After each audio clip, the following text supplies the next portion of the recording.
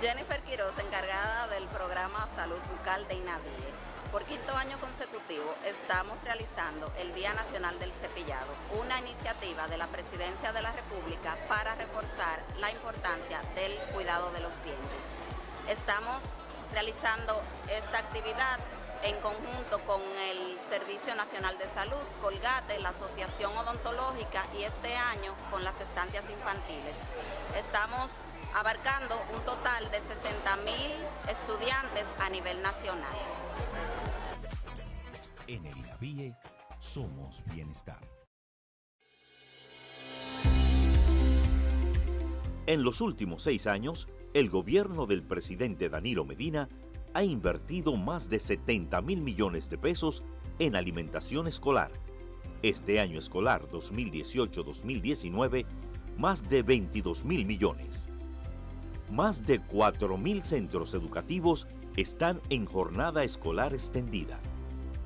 1.3 millones de estudiantes están en la tanda extendida, 70% de la población educativa.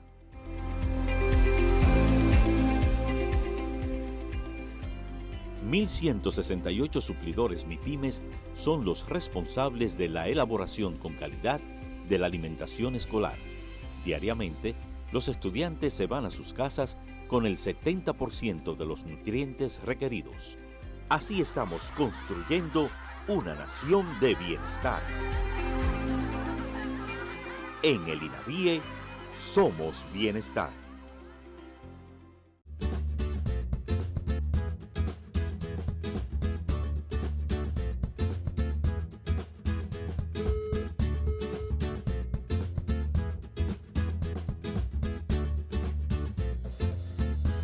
Esto le puede pasar a cualquiera. Sé más cuidadoso con tus equipos. No los descuides ni los olvides. Queremos que sepas que aunque la laptop y la netbook tengan un sistema de bloqueo incluido con un usuario y contraseña súper efectiva que no permite que ninguna persona aparte del dueño la pueda usar, no significa que no le prestemos atención. Cuídalas, no las pierdas de vista. Así podemos continuar apoyándote en el aprendizaje. La tecnología ha llegado a contribuir a que las aulas sean espacios más divertidos y educativos. Ministerio de Educación.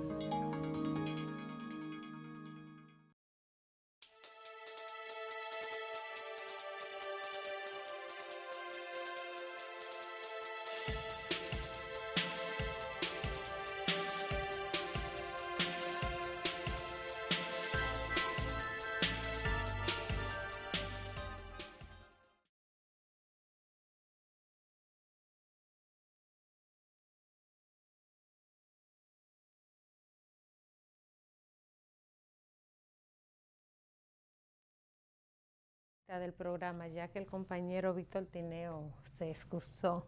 Es. Buenas tardes, Tineo. Muy buenas, Misael. Que tú Sí, ten eso.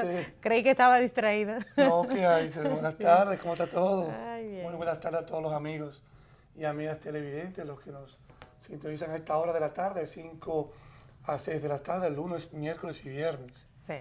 En la nueva reprogramación del programa. Sí. Y será también retransmitido igualmente a través de los canales 22 y 52 de Teleimpacto y a través de una serie de canales de cable a nivel nacional. Así que también tenemos que decir, el 4 de mayo cumplimos aquí 7 años de que este programa fue la primera vez que transmitió este programa a través de estos canales. Primera vez, sí. Por primera vez, perdón. Sí. Por primera vez de 7 años, así que esperamos muchos años más aquí con todos ustedes. Y gracias al canal también por todas las consideraciones que ha tenido con nosotros. Eso sí, eso hay que decirlo. Sí. Eso hay que decirlo. Primero hemos tenido un canal que tiene un gran personal de apoyo y técnico, administrativo por igual, personas muy comprensivas y sumamente amables. Y definitivamente a nosotros siempre nos complace estar aquí. Sí. Y sobre todo también que permiten que no hay ningún tipo de limitación a poder uno explicar y decir los conceptos. Según sus consideraciones, claro. Aunque a veces no no concuerdan, coincidente. coincidan, pero ahí estamos. Sí. Eso es lo importante. Así es. A la familia de Castillo y todos Así los es. amigos. Y en esta Pues, nueva etapa nosotros, uno como persona que tiene compromisos también, otras labores, a definitivamente, veces. tanto políticas como profesionales. Sí, un programa diario conlleva un esfuerzo muy grande. La Así gente es. no se imagina todas las cosas que uno tiene que dejar de hacer. Y también... Pero siempre con la intención de brindar lo mejor. Claro, no. Entonces, Y siempre es- quería decir que a Sí. veces también la inasistencia de uno mismo acá, le falta respeto al público muchas veces. A Pero todo veces es para 2 mejorar. días, 3 días sin venir. En el caso mío a veces tenía también otros compromisos, otras cosas. Pero esperamos que en esta nueva etapa, lunes, miércoles y viernes, poder nosotros cumplir con lo que tenemos preestablecido pautado, y con los así días es. que nos corresponde Y también. esperamos siempre que todos los amigos puedan, Sí. como siempre, que nos ha acompañado todos estos años, puedan estar, seguir interactuando con nosotros y todas las sugerencias, los micrófonos estarán también abiertos para que puedan plantear, hablar y nosotros de alguna manera entrar en un diálogo, como siempre, constructivo para toda la audiencia y los amigos televidentes. Pues, Yesenia, vamos a iniciar también, como siempre, con los hechos que ayer fueron noticias y hoy son parte de la historia. Tenemos que hoy es viernes, ya fin de semana, el inicio del fin de semana, viernes 7 ya de junio del año 2019, ya la gran mayoría de los jóvenes que van a la escuela entran a vacaciones, las escuelas públicas ya a finales de este mes. Faltan 207 días para el año 2020. Y tenemos que los hechos que ayer fueron noticias y hoy son parte de la historia, que es un día como hoy, pero del año 1845, mediante el decreto número 39, se establece a un ministro, secretario de Estado que un ministro o secretario de Estado dirigirá el Ejército de Tierra, la Armada Nacional y la Guardia Cívica. En el año 1864, Juan Pablo Duarte sale por última vez del país para cumplir una misión diplomática junto al doctor Melton Valverde Fernández en varias naciones sudamericanas. También en el año 1973 se asila en la Embajada de Chile el guerrillero solitario Toribio Peña Jaques. En el año 2017, un juez de instrucción especial de la Suprema Corte de Justicia, Francisco Antonio Ortega Polanco, dicta medida de coerción en contra de todos los imputados en el caso de sobornos de la compañía Odebrecht, siendo la medida más severa contra el empresario Ángel Rondón Rijo, quien deberá permanecer en la penitenciaría de La Victoria por 1 año. Y en el año 1971, el alto mando militar norteamericano revela que en los 10 años de guerra, Estados Unidos en Vietnam, las bajas totalizaban 850.000 soldados, 700.000 norvietnamitas, 110.000 subvietnamitas y 40.000 norteamericanos. Esas fueron las bajas, oigan, los muertos, señores, en esa guerra de Vietnam, en esos 10 años de guerra. Así que ya ustedes saben. Con Bueno. esta última noticia vamos a dar... Y se recomponen los pueblos. Sí, los pueblos, para que tú veas, definitivamente, Vietnam pudo después recomponerse, reconstruirse como nación, una nación muy próspera, Sí. actualmente está entre las economías más prósperas. Poderosa. Sí, actualmente, aunque surgieron tuvo muchas dificultades en términos económicos, sociales y políticos, por eso es que muchas veces uno no entiende, fíjate, en esa guerra murieron casi 50.000 norteamericanos y miles quedaron inválidos o mutilados, además de las secuelas psicológicas, ¿no? ¿Qué le queda a los que miles quedaron? y miles Sí. de soldados que quedaron con esa Trauma. los traumas No pudieron posguerra, rehacer su vida. postraumáticos precisamente, y vemos que no se puede llegar, y Estados Unidos tiene relaciones diplomáticas, consulares de todo tipo con Vietnam, Sí. y no puede tenerla con Venezuela. No. Eso es lo que uno no se explica. Y ojalá no se llegue a ningún tipo de conflagración en Venezuela, que ahí es que tiene que volverse, porque Vietnam es una especie un estandarte que está ahí, expuesto para ambos países y para todos los países del mundo, que no se puede repetir nueva vez esa situación. Así es, Bueno, Misael. y también el día D fue el día de hoy, el 7 de junio, en Normandía, precisamente. Que es bueno decirlo, que muchas veces se plantea, se cree, bueno, el día D participaron soldados ingleses, norteamericanos, bueno, entraron por Normandía precisamente. Pero eso fue en el año 1945, ¿no? Sí, pero ya la guerra, ya el pueblo soviético había perdido, la Rusia soviética había perdido más de 25 millones de personas, campesinos, soldados, obreros, mujeres, niños y hombres. Es decir, que si hay alguien que hay que rendirle tributo, si hay país que perdió, que puso hombres, mujeres y niños para salvar la humanidad, fue Rusia. Fue Rusia. Y Rusia ha sabido levantarse, porque después de la caída de la Unión Soviética, que se disolvió, eso fue en el 90. Sí, 91. Y mira Rusia cómo está, entre la ahí. economía y los países que todavía tienen ese liderazgo en Claro. temas que son trascendentales a nivel internacional. Así es.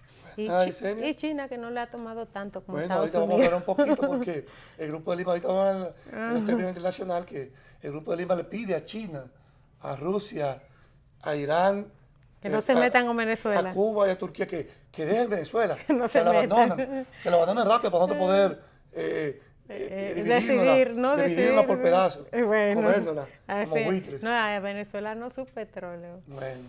Ya aquí aterrizando, Misael, y hablando de nuestro primer tema del acontecer nacional, hay que ver un poco este comentario, las declaraciones que hace el ministro de Economía.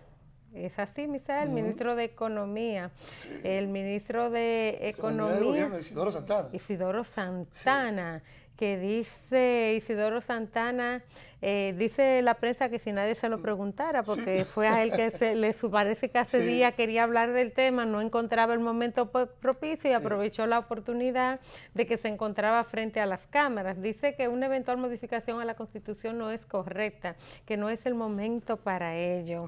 Y dice él, y es más, entiendo que el presidente Danilo Medina, después de haber hecho una de las mejores gestiones de gobierno en el país en la época moderna, no va a manchar su nombre frente a la historia embarcándose en una cosa de esa naturaleza, una cosa como sería la reforma a la Constitución de la República. Esas declaraciones del ministro de Economía ya han encontrado muchas respuestas.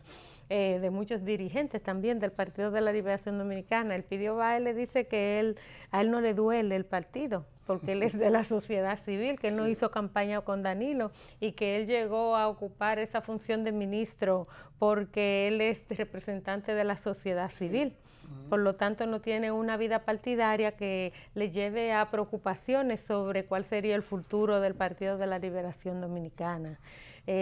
Bueno, esas son de las cosas que se... Bueno, Isidoro Santana fue fundador de Participación Ciudadana. De Participación, sí, presidente, fundador. Siempre ha participado en todas ha estado inmerso en todo lo que son esos asuntos también políticos. Tú sabes que Participación Ciudadana ha tenido una vigencia y en términos de la parte política siempre ha emitido sus consideraciones.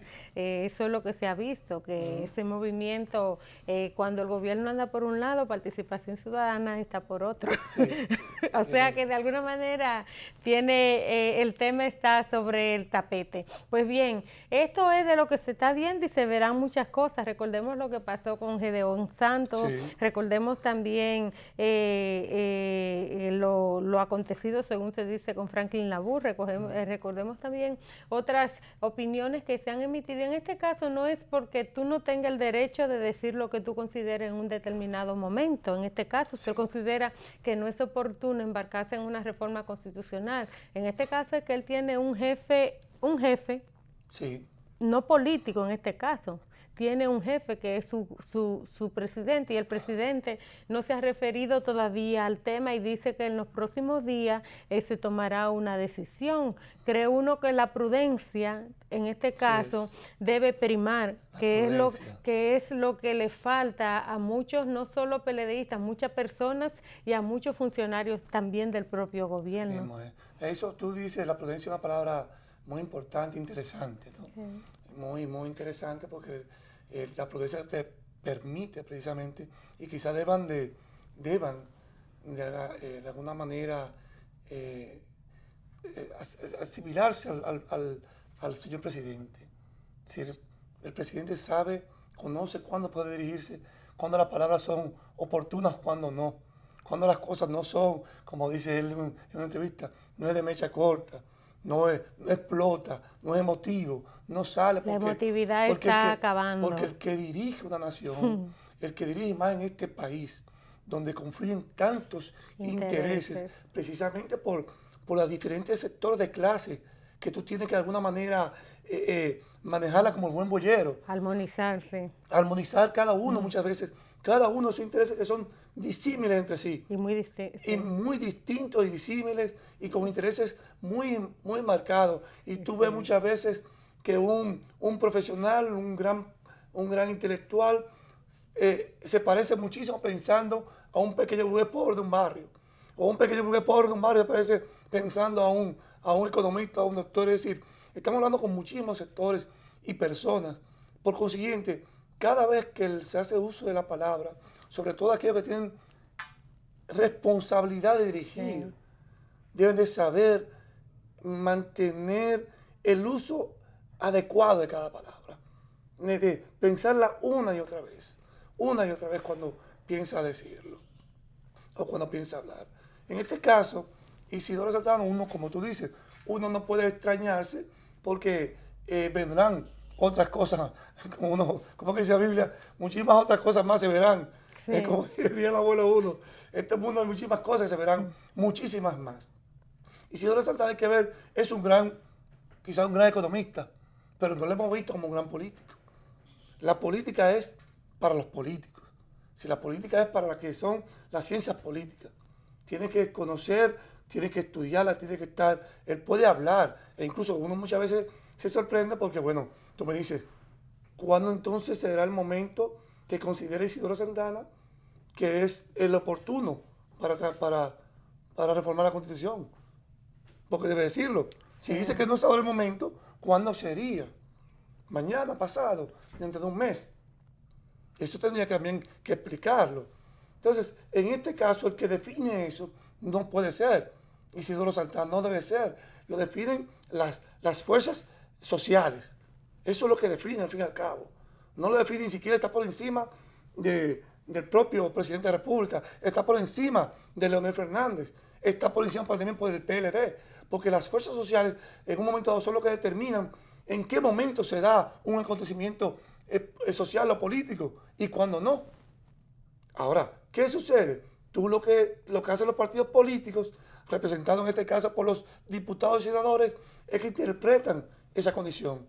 Interpretan si efectivamente el pueblo acepta como buena y válida esa. Y si al pueblo usted le pregunta, este gobierno, como lo ha dicho una y otra vez, permanentemente, se ha hecho un buen gobierno y es un buen gobierno. Así es. Entonces, y más él debe saberlo. Porque si, como marcha la economía, él maneja los números. Como marcha la economía de un país, así marcha. Marchan los bancos y marcha claro, la propia pero también marcha sociedad, la sociedad. La propia Entonces, sociedad. El pueblo se ha visto, porque la economía la dirige, es el representante fundamental que como ministro de Economía, pero la dirige una política económica de la cabeza del gobierno, Estado, que es el presidente de la República. Entonces, vemos realmente que uno se pregunta, bueno, ¿por qué tiene si nadie le preguntó? Ahora, sería importante que le pregunte al pueblo qué es lo que desea. Y la única forma de preguntar al pueblo es a través de lo que está planteando. simplemente. Así es. A propósito de las declaraciones también del miembro del Comité Político del Partido de la Liberación Dominicana, Euclides Gutiérrez Félix, el diputado también por el PLD, Orlando Espinosa, le responde y dice que esa posición de Euclides Gutiérrez Félix de que se callen, como que ya está bueno, ya estamos cansados, tranquilidad, Orlando Espinosa, Orlando Espinosa, el que no se ha callado hasta ahora. Hombre, dice que eso es antidemocrático y que eso es un truco viejo que ya se conoce, esas declaraciones de Euclides. Dice que donde dice que todo se calla, lo que se quiere es que se deje al comité político y que ellos puedan ejecutar solo su plan. O sea, el comité político, esa es una posición antidemocrática, no se puede pretender acallar la opinión de los compañeros y menos en la presente circunstancia. Lo que uno ve con todo esto, que en el PLD hace rato que la disciplina no existe. Hace rato que se ha relajado lo suficiente, porque el comité político, dice el aguerrido diputado, que se quiere que se deje el tema para el comité político y que sean ellos los que tomen las decisiones, pero hace tiempo en el PLD el comité político es que toma las decisiones trascendentales. Sí. Y no solo por este momento de las actuales circunstancias y de que si el comité político decidirá sobre si somete o no la reforma a la Constitución. En muchos años, sobre los diferentes temas, aún los vinculados al propio comité político, hace tiempo ha tomado decisiones trascendentales. Recordemos cuando el plebiscito también, claro, que una gran cantidad de miembros de esa organización política que entendían que el partido estaba inactivo, que debía de alguna manera movilizarse, renovarse, reactivarse la organización política, decide el comité político y se acogen todos ellos. En este caso, ese mismo diputado también le favoreció. Claro. Recordemos también cuando la reforma constitucional, que ellos eran firmes. Sí, pero sí filmaron, claro. ¿Tú me entiendes? Ese diputado también se acogió, claro, y si sea por respeto, no al partido, no se sublevó, se acogió. Ahora vemos a una minoría. Pero también hace una propuesta ahora. Sí, también de que se reserven todo. Que se reserven todas las candidaturas. Sobre todo a esos puestos, los diputados, la curul es ganada, tanto en el Congreso, tanto en el Senado como en la Cámara de Diputados. A eso ellos no les llaman medidas antidemocráticas. A eso ellos no les importa en ese caso si la decisión la toma el comité político, si la toma el comité central. Lo que vemos aquí es que en esto se manejan muchos intereses y un asunto también de conveniencia, lo que quiere cada una de las partes en un determinado momento. No importa en este caso si el comité político es que tomaría decisiones u otro organismo del PLD. Y eso está, y ojalá, después que suceda, que pase, y yo me imagino que el PLD es como un todo dialéctico, pero el PLD, independientemente de que haya temas y situaciones que de alguna manera lo asemejan muy parecido, o lo asemejan y muy parecido para otros partidos políticos que no tienen ningún tipo de disciplina, o han perdido, ya perdieron, o son simplemente agrupaciones de gente, de individuos, el PLD todavía le queda eso, y hay miles y miles de dirigentes del PLD que no salen en la televisión, que no son grandes funcionarios, que tal vez no están entre los debates públicos, políticos, más sin embargo son la esencia misma de ese partido. ¿Qué te indica eso? Que el PLD, el futuro del PLD todavía está asegurado porque vemos todavía que ese grupo de personas que están dispuestos a eso. Y estos compañeros que ven que principalmente muchos de ellos son como tal diputados o senadores, nadie le puede, como diría Juan Bosch, nadie le puede hacer un fo porque definitivamente tienen unas condiciones de liderazgo que nadie les permite, se creen que pueden responder a todo el mundo. Entonces, en este caso, pues llegará el momento en el PLD de que la disciplina vuelva a retomarse. Y llegará el momento, definitivamente, cuando todo esto se aclare, cuando esto vuelva a tomar las aguas van a tomar su nivel, y se sepa definitivamente que va a ir con un candidato unido, un partido disciplinado y un partido unido a favor de este pueblo dominicano. Porque lo que se hará, y lo que debe hacerse independientemente de que esa minoría, por buena, por decidida, por lo que fuera, pero minoría al fin, no puede imponérsele a unas mayorías dentro del PLD y dentro del país también. Entonces, esto es tan simple como eso. Y el PLD tendrá que decidir eso ahora o ahorita, pero va a decidir. Así mismo, y el centralismo democrático que tanto se ha practicado en el Partido de la Liberación Dominicana indica lo que hay que hacer. Claro. Una mayoría toma una decisión. En muchos aspectos en que uno ha tenido luchas internas, uno ha estado muchas veces, la gran mayoría de las veces, en minoría, en claro. posiciones de la minoría, y uno ha tenido que acogerse también a lo decidido por las mayorías, y eso es lo que ha imperado en el Partido de la Liberación Dominicana, y no cree uno que en estos momentos vaya eso a cambiar. Claro. En otros momentos ha cambiado en la organización política desde los años 90. En este caso, cuando los poquitos diputados que pudo obtener el Partido de la Liberación Dominicana, unos cuantos se fueron. Sí, sí. Cuando desintegraron prácticamente la organización política, su comité central, el secretario general se fue. O sea, claro. El PLD ha sobrevivido a todas esas crisis claro. que ha imperado en la organización. No es ajeno al sistema de partido de nuestro país, aunque tiene un método diferente de operar, pero ha tenido sus crisis internas a lo largo de su formación. Claro, y ha sido precisamente por eso como tú lo planteas. Entonces, esto no es, esta situación que está atravesando el PLD, es cierto, yo creo que debe de los compañeros poder administrar sus palabras, administrar sus conceptos, administrar lo que dice y cómo lo dice. Sí. Y esperar definitivamente, porque si no existe ya árbitro, si vamos a definir, a decidir que el PLD no tiene ningún tipo de institucionalidad, bueno, perfecto. Entonces, bueno, ya el comité político no puede decidir, no va a decidir, el comité central tampoco. Entonces, ¿quién es el que decide? Entonces, hay que permitir que todavía esas instituciones, esos organismos del PLD, son los que deciden.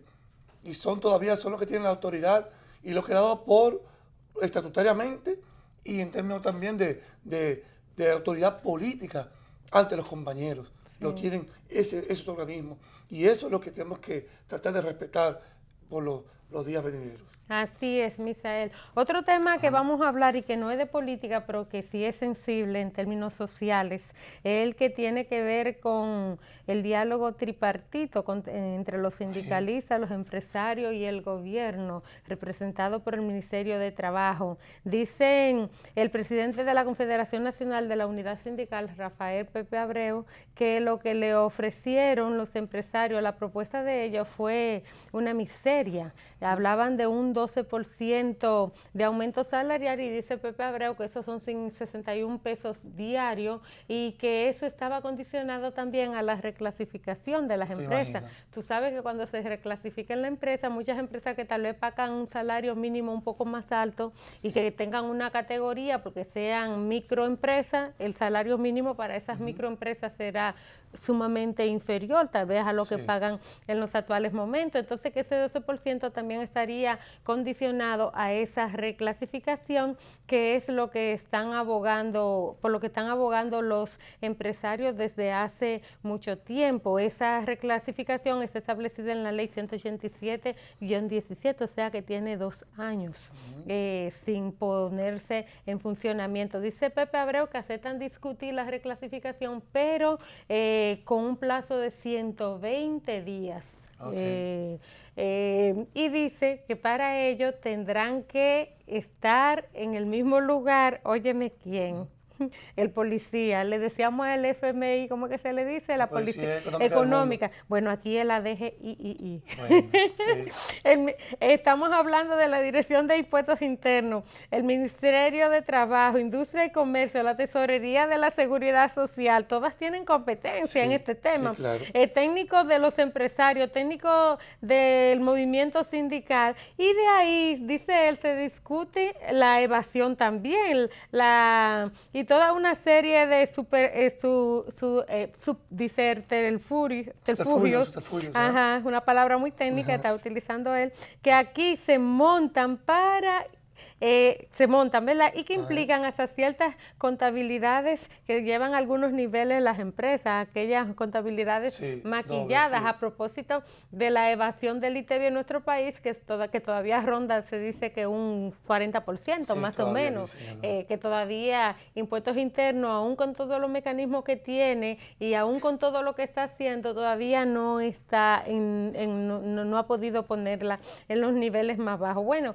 con todas esas instituciones entrando ya en esta materia, yo creo que estará un poco complicado también. Bueno, definitivamente, tú sabes que ahora sería importante que ya se llegue a un acuerdo definitivo, tanto los...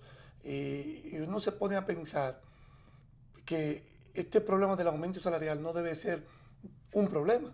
No. No debe ser, que debe de los niveles de ganancia que se dice que estamos debe lograrse en el país. Un acuerdo a largo plazo que permita que se llegue a un sueldo. Y que esos sueldos sean dignos. Como el Estado vemos muchísimas... Como hizo el gobierno en abril, que no le aumentó un 10% y un 5%, sino que llevó el sueldo mínimo a un 100 y pico por ciento. O sea, que ese que ganaba 5,000 pesos, ¿cuántos años tendría que esperando entre un 10 y un 15% de aumento salarial para ver un sueldo digno? Así mismo, uno se da cuenta todavía que en este país los grandes empresarios, de eso lo discutíamos en una oportunidad, Pantaleón y yo, hablamos aquí en el programa y en otras fuera de cámara, de que el nivel, la conciencia de clase todavía no han podido lograr tener conciencia de clase como burgueses o como empresarios, porque un burgués no permite que se llegue a la paz social, que se rompa la paz social, que no van a romperla porque los propios sindicatos no tienen fortaleza, no tienen sindicatos fuertes, no han podido, Pepe Abreu, no han podido lograr concienciar y concientizar y lograr sindicatos como en los años 80 y 70,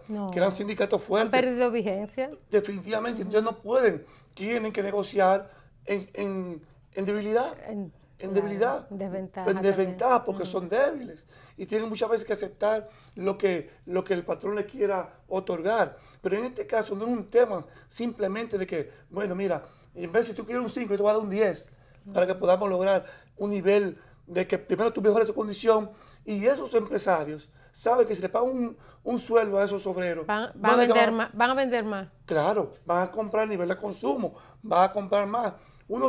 Esos niveles se manifiestan en todas las formas, muchas veces como los empresarios hacen las cosas. Los otros días hablamos, 5 obreros murieron en una construcción. Uno no sabe en qué, todavía la investigación total, bajo qué condiciones laboraban. Pero uno se da cuenta de que muchos obreros de esos trabajan sin los equipamientos necesarios, que trabajan bajo un nivel de inseguridad increíble. Lo más mínimo. Hay muchísimas cosas tecnológicas que se dan para señalizarlas, que hay un hoyo en un lugar o que hay algo en construcción y los empresarios no lo compran, son 2 o 3 pesos y mejor ponen una lata de aceite con gasoil y lo prenden o una goma prendida. Es decir, todavía están en ese nivel para construir ahí un edificio de 1.000 millones de pesos y ponen todavía una lata de aceite o no se atreven rompen todo, no crean unas condiciones para que el tránsito, para que siga el tránsito o para que los transeúntes puedan pasar por las aceras. No lo hacen. Y entonces uno se pregunta, realmente tiene un nivel de conciencia muy baja y un nivel de conciencia de clase mínima, pero también en las instituciones del Estado que deben hacer cumplir esos reglamentos. Tienen que hacerle, decir, no señor, usted tiene un 30% para hacer construcción en tal seguridad, en esto, debe de tenerlo. No puede ponérselo eso también como ganancias, porque queda al fin y al cabo como ganancia de ellos. Y terminan todas esas situaciones, muertes, más miseria y más situaciones para el propio Estado, porque muchas veces construyen algo y termina la calle que estaba asfaltada hace una semana, empieza a construir algo ahí y termina esa calle dañada otra vez. Así es, Misael. Todo eso tiene que ver mucho con todo ese... Todo tiene que ver, pero tiene que ser un todo integral. Se replantee ese pacto social, precisamente, que termine de una vez con todas con un salario digno, unas reglas establecidas. Reglas claras, Claro. en todos los aspectos. Ojalá el gobierno tuviera una participación más activa, que no sea solamente cada 2 años, ver en cuánto se aumentan el salario mínimo de los trabajadores y que se esté siempre en esta situación, sino que sea un todo general. Esa culminación que nosotros, desde que iniciamos este programa, y precisamente cuando obtuvo la presidencia, ganó las elecciones, el actual presidente Danilo Medina, decíamos que la obra cumbre de Danilo Medina sería un gran pacto social. Y él era y decíamos que él era el representante genuino. Claro. de esos sectores, precisamente marginados y los más vulnerables de nuestro país. Y se han dado los pasos, pero ojalá que en el término de su mandato pueda dotar al país de ese gran paso. Hace falta eso. Vamos a una pausa y continúen con Tiempo de Renovación.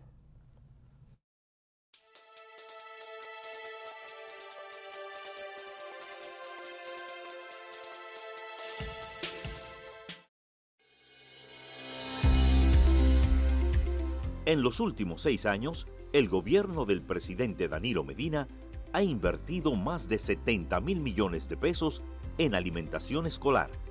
Este año escolar 2018-2019, más de 22.000 millones. Más de 4.000 centros educativos están en jornada escolar extendida. 1.3 millones de estudiantes están en la tanda extendida, 70% de la población educativa.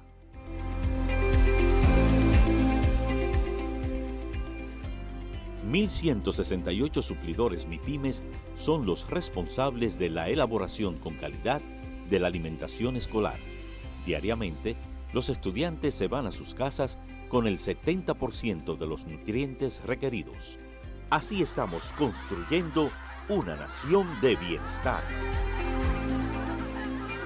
En el INAVIE somos bienestar.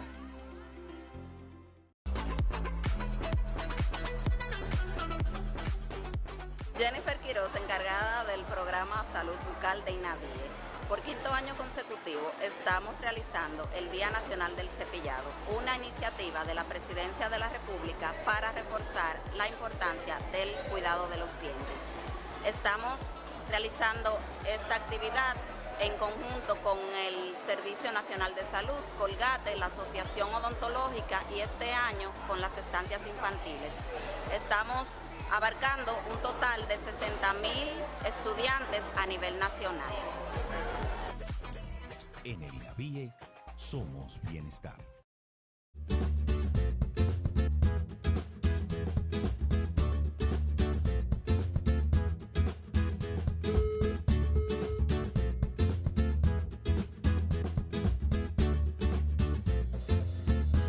Esto le puede pasar a cualquiera. Sé más cuidadoso con tus equipos. No los descuides ni los olvides.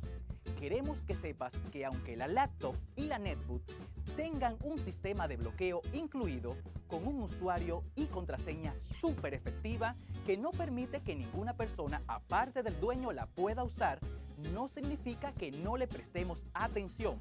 Cuídalas, no las pierdas de vista.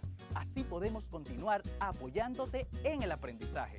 La tecnología ha llegado a contribuir a que las aulas sean espacios más divertidos y educativos.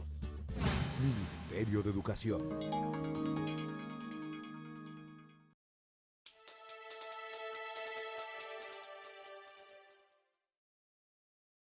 Con el programa Misael, y hay que hablar de una actividad que se realizó en el día de ayer y es la relacionada a la certificación de 40 cooperativas escolares.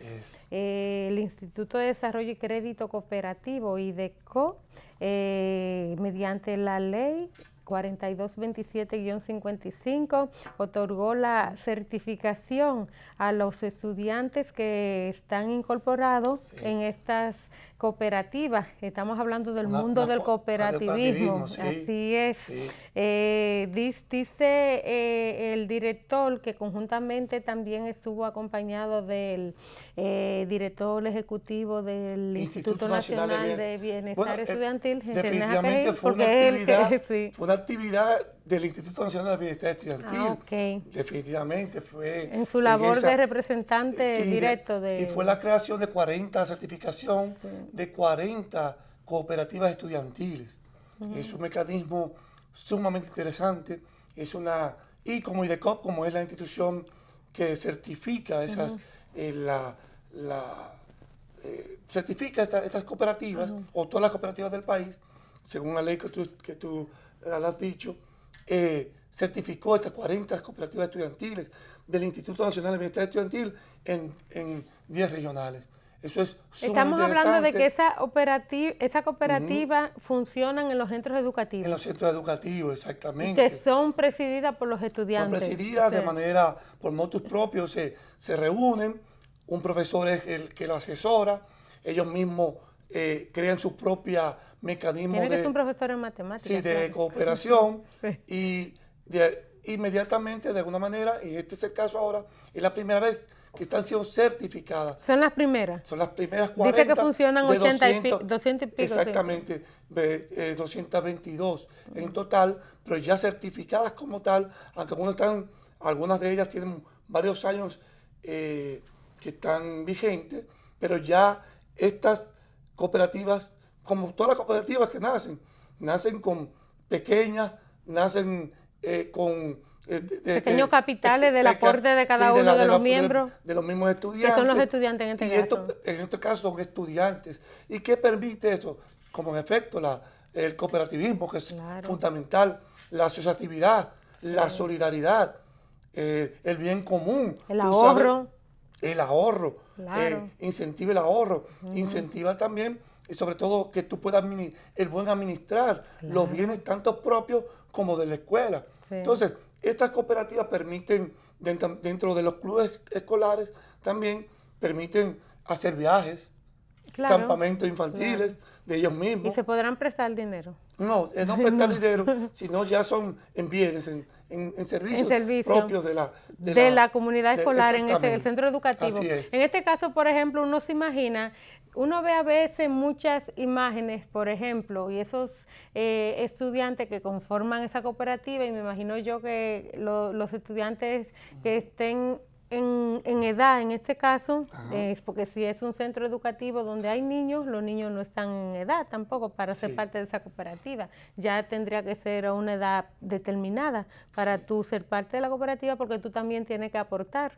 En términos económicos para ser miembro, que los centros educativos tendrán que dar un cambio en lo que es la parte física y de cuidado también, porque esos estudiantes que están asociados, no solamente el dinero es para ellos viajar y hacer actividades, ese dinero también, se imagina uno, podría utilizarse para resolver cosas menudas del propio centro educativo. A veces un baño que se le dañó al inodoro la flota, una llave que está el agua saliendo, como decimos en el campo, está corrida, así que le decimos en términos populares, y esos estudiantes también pueden involucrarse en esas actividades propias que son necesarias en cada uno de los centros educativos, y del buen cuidado también del centro educativo a propósito de que ellos están administrando dinero. El cooperativismo han habido grandes, hay tanto de ayuda mutua, esfuerzo propio, todos esos temas se van trabajando en esa cooperativa, y marca un hito porque son las primeras 41 que están siendo certificadas por el IDECOP. Es decir, que pueden seguir incluso en todo el transcurso de su vida escolar en esa cooperativa, en el centro escolar. Y rápidamente podemos decirla, esta cooperativa van a estar en los distritos escolares el 1001, 1002, 1003, 1004, 1005, el 1502, el 1503, el 1505, el 0404, el 1701, aquí en exactamente la ciudad. En la ciudad y en el interior también del país. Existen también. Qué bueno, y además eso también para lo que son los estudios superiores, ya le van marcando a esos estudiantes que administran cooperativas, son parte de cooperativas, que desean estudiar, Así que mismo desearían es. estudiar para ya en términos, en estudios superiores, Así porque mismo. un muchacho de estos que esté administrando dinero se inclinará en este caso por los Para- números por los luego, números, sí. y eso, bueno, Permite, qué es muy bueno. importante, Y muy el importante. desarrollo, Y eso le, es parte de le da además formalidad también que a el ellos mismos. Instituto Nacional de Bienestar Estudiantil no es simplemente, bueno, no es simplemente, además de, del programa de alimentación. del programa de alimentación escolar y utilidad Sí. escolar, una merienda y el desayuno, también es esa parte curricular que permite tanto también los programas de salud, pero también estos programas de integración escolar. Eso definitivamente baja la violencia infantil, la violencia escolar, perdón, baja también los niveles de violencia que puede existir en la escuela y permite sobre todo ese nivel de cooperativismo y de ese bien compartido entre los estudiantes, los profesores y los padres. Había un video por ahí, pero no sé si se pudo. Vamos a ver rápidamente, aunque sea algo breve, lo que dice el director del Instituto Nacional de Bienestar Estudiantil, el licenciado René Jaques Gil. A ver qué dice. Vamos a ver. Y es un lugar adecuado para que los estudiantes, desde esa edad joven, comencemos a comprometernos con nuestro propio futuro, con el futuro de nuestro país. Y eso sin duda tiene un valor extraordinario. Cuando llegué al instituto, encontré un esfuerzo que hacía un grupo de personal, de profesoras, sobre todo, que está vinculada al Departamento de Desarrollo de las Cooperativas Escolares. Y han oído mencionar más de una de ellas, pero sin duda es un equipo extraordinario que ahora encabeza don Luis Tavera, pero que también está Delphi a su lado, que es directora del departamento. Está Aurín, que yo estoy muy emocionado. Está doña Josefa por ahí. Están también otros técnicos del instituto que siempre mostraron el interés en que había que desarrollar las cooperativas, y a mi llegada entendí que había que darle todo el apoyo indispensable. Yo siento que coronamos parte de ese éxito, pero como todos los éxitos, no es fácil obtener. Nada nos cuesta nada, todo nos cuesta algo, todo nos cuesta trabajo, nada se logra sin sacrificios, pero ya se sabe que a mayor nivel de sacrificio, mayor valoración y mayor es la posibilidad de éxito de nuestro trabajo. Tengo obviamente que ahorrarme el seguir hablando de la importancia de la cooperativa, porque los jóvenes que me antecedieron lo dejaron claro ante todos nosotros. Es evidente que se aprende, se crece y nos da esa capacidad que tienen estos jóvenes de hacerlo. Ahora lo hicieron ellos, probablemente ahorita están en las universidades o en las escuelas técnicas, pero mañana lo van a hacer esos jovencitos de 8 o 9 años que están aquí acompañándonos, que ya son cooperativas. Quiero decir que esta es una acción compartida y es evidente que es compartida, pero quiero destacarlo. La actitud del IDECOD, la nuestra, pero sin el apoyo de los maestros asesores, que también son cooperativistas, ¿o me equivoco? Son todos cooperativistas también, porque eso es lo que hace que comience uno a formarse en esta tarea y nos dé la capacidad de darnos cuenta cuán importante es, entonces con cuánto amor podemos hacer. Bueno, ahí está, desde los centros educativos se pueden hacer muchas actividades co-curriculares, como tú le llamas, a propósito de la jornada escolar de tan extendida con los estudiantes. Los estudiantes pueden desarrollar muchísimas otras destrezas que tienen que ver con el área, por ejemplo, de comunicación. Aquí no existen lo que son los periódicos, boletines, boletines, o newsletters, como dicen en Estados Unidos. y que se pueda entre un centro educativo de la regional más lejos que esté y otro centro educativo de otra regional, que puedan tener esa conectividad a propósito de República Digital. Claro. De alguna manera tienen que ir desarrollándose algunas herramientas que le permitan a los estudiantes estar conectados, pero conectados en conocimiento. en desarrollo de actividades que sean buenas para la comunidad, para el centro educativo y que le permitan a ellos mejorar para su propio desarrollo como estudiante. Así mismo, creo que es un... Claro. Así es interesantísimo. Hay una revolución definitivamente que se está dando tiene que ir encaminando, si tiene que de alguna manera irse trazando esas pautas que permitan ese desarrollo pleno en lo que es la jornada escolar de tan descendida. Vamos a dar una buena noticia también, otra buena noticia más del Ministerio de Industria y Comercio. Señores, mire, para este fin de semana, entonces también lo que está por ahí, Alex, los gasos todas bajaron. Aquí tenemos que el galón de la gasolina, el querosén bajó 7.70 pesos. El de Abstur bajó también 7.10. El gasoil óptimo bajó 7.70. Y el gasoil regular bajó 7.80 centavos. Además de las otras gasolinas, bajaron todas. Así es, ahí están para aquellos que quieran ir a llenar sus tanques de combustible. Ya no tenemos tiempo para más, iba a tratar un tema, Misael, que yo sé que a ti te interesa mucho, pero lo voy a decir rápido. Cuando Putin critica a Guaidó y acusa a Trump de desestabilizar la seguridad, eso es porque dice que aquellos que apoyaron, eso no incluye a nosotros también, a Guaidó, el autoproclamado presidente de Venezuela, dice Putin que sí, que ¿cómo se llama el autoproclamado? Guaidó. Guaidó. Sí.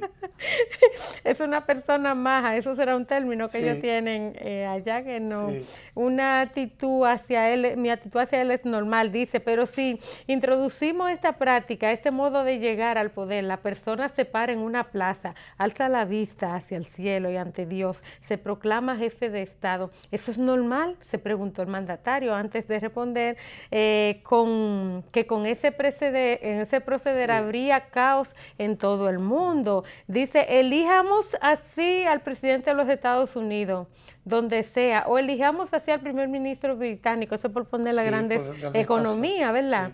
Sí. Dijo Putin refiriéndose, o al presidente de Francia. ¿Qué pasaría? Me gustaría preguntarle a los que apoyan esto, ¿os habéis vuelto locos? ¿Entendéis a qué se puede llevar esto? Tiene que haber ciertas reglas o no, enfatizó el mandatario. Tanto China como Rusia han dado un apoyo fundamental a Venezuela a propósito de todas esas situaciones luego de la autoproclamación de Guaidó como presidente y del apoyo de varios países, incluido Estados Unidos y Canadá también, que Estados Unidos es fundamental para la economía de cualquier país latinoamericano, y todas las restricciones económicas que ha puesto a Venezuela.